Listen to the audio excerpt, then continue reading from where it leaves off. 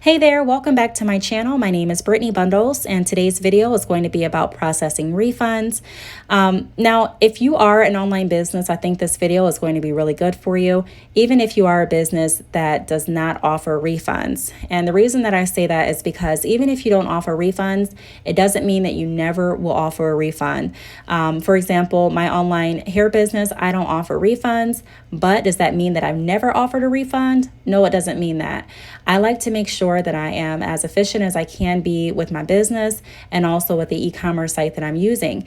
In case anything arises, there may be someone that places an order on your website and they may place 2 orders by accident. I've had that happen where a customer has actually placed an order and left their computer for a couple moments and forgot that they placed an order and placed the order for the exact same service or product. And at that point, we were communicating via text, and I truly felt like it was a mistake. And I went ahead and placed the refund for one order, or processed the refund for one order, excuse me. And so there's just different situations and scenarios that you may encounter running a business, and you just want to make sure that you are equipped to handle every scenario. And so if you're not using Shopify, still stick around for the video. That way you can kind of see how Shopify works in a sense. I'm not going to be doing a full tutorial on Shopify, but I am going to show you how to refund an order. And so if it's really seamless and simple, and if you're not on Shopify, it's not too late to switch over, but stick around, like I mentioned, to see if this is something that you may want to switch over to. And if you do, click the link down below in the video and choose the plan that works best for you and your business. And there may even be a free trial. If you're already using Shopify, then I'm sure you're aware of all of the perks that come along with Shopify and all of the benefits. And so I'm going to be walking us through how to process refunds and also partial refunds. So if you are interested, be sure to give this video a big thumbs up. Please make sure that you are subscribed, and let's get right into the video. So on the screen, I am actually in an order right now. At the very top, you can see the date that the order was purchased and also the time.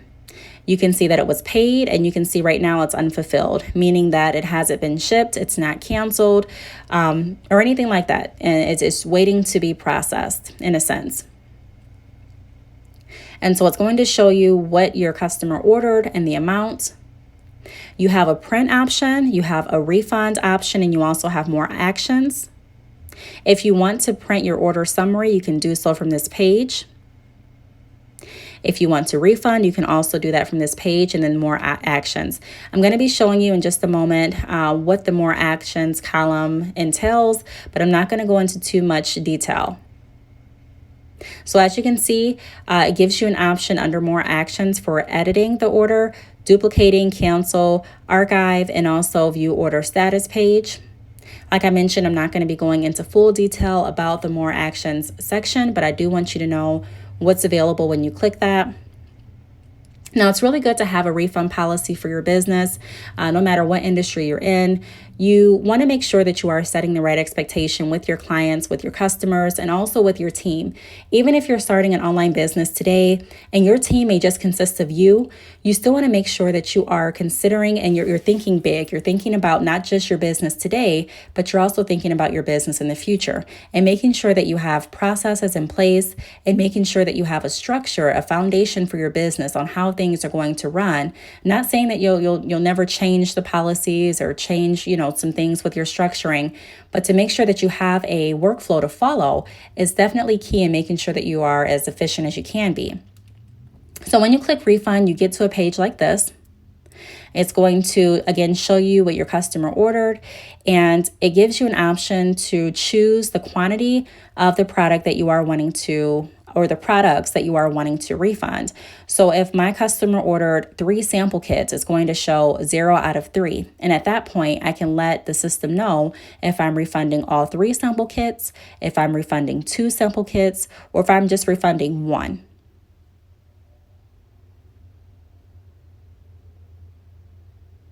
If you change your mind, you can also click cancel so that you're not processing the refund. Now, during the refund process, you also can choose how much you're going to refund for shipping. And there may be some scenarios where you are not processing a refund for shipping, and some where you are processing a refund for shipping. I'll give you an example. If a customer is ordering a business consultation and also a sample kit, the consultation is a service, the sample kit is a product. And so if I'm processing a refund for the consultation and not my sample kit, then I would not be refunding shipping. Why is that? That's because the shipping is associated to the product. I am charged to ship out products, and I charge to cover the shipping cost for me to ship out products. And so because I'm still sending out a product, the refund amount for shipping would not be refunded. I'll give you another scenario. Say a customer decided to order a product and they placed a duplicate order by accident, kind of like the scenario that we went over in the beginning of the video. And I'm choosing to refund. Let's not use that scenario. Excuse me. Say a customer placed an order for, 3 Brazilian straight bundles and a Mongolian kinky curly closure by accident. They did not intend to choose Mongolian kinky curly as the closure. They intended to choose straight. I can go ahead and cancel out the entire order and also refund shipping and create an order that is correct, or have them reprocess the order that is correct. And at that point, I would go ahead and refund the full shipping. You also want to leave a note for yourself as to why you are processing the refund. I definitely leave myself notes just because I want to make sure that I am very organized and that I know exactly what I'm doing. So there may be, I may put in the notes, duplicate order, process refund, or incorrect order, process refund, or something along those lines. But I find it very, very beneficial to make sure that you're leaving yourself notes. I know sometimes you can kind of just get wrapped up in the moment and not leave a note because it's not required for you to leave a note.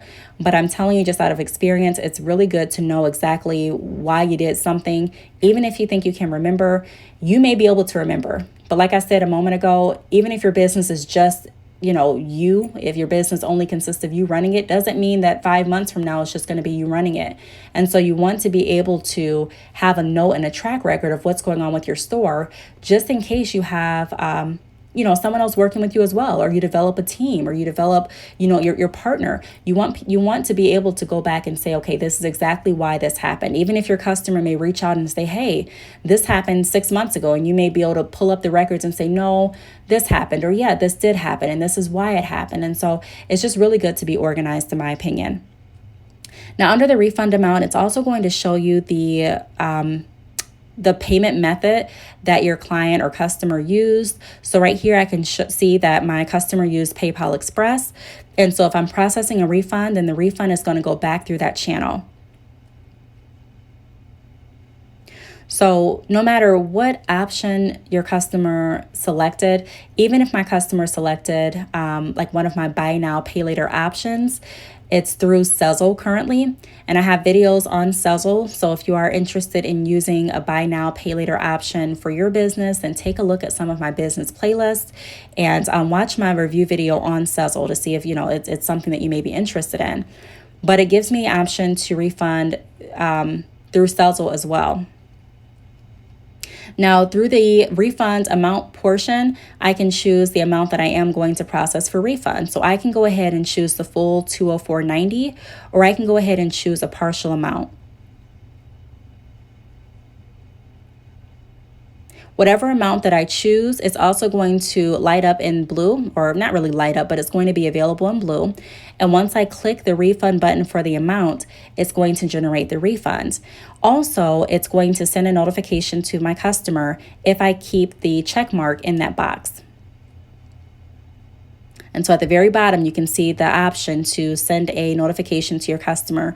I think that's a really, really cool benefit, just because you don't have to process the refund and then also go back and email or go back and text. Everything is just kind of seamlessly done. It's done. You go ahead and refund, your customer's notified, and everything's good to go.